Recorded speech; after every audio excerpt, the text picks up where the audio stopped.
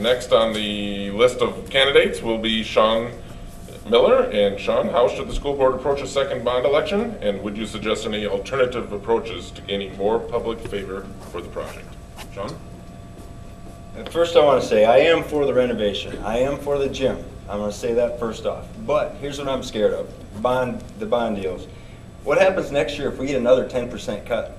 And what happens the next year after that? We get another 10% cut. And we really need to do a bond election. But we just did one to get this deal going. So then what are we going to do? We're going to be back to worrying about keeping our doors open than maintaining the education that we had. It's my biggest fear with the bond issue.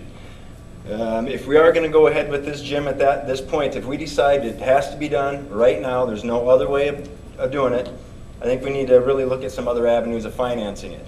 It's time to get creative. The high school softball and baseball team, they get $200 each from the Booster Club.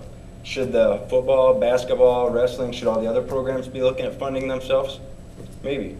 DSU, Dr. Nolan's done an excellent job with his capital campaign and fundraising up there. I don't know, does anyone know him very well here that can get us some tips on some capital campaigning and raising money that way through funding? It seems like people really are a lot more willing to give when it's an option and it's not an issue is forced on them.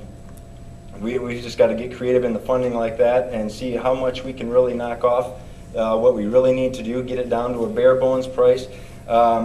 Savannah played basketball all over this side of the state this winter, and we got to go to some pretty tiny schools that were some damn nice schools. They were done smart, they were done basic, they had just the necessities.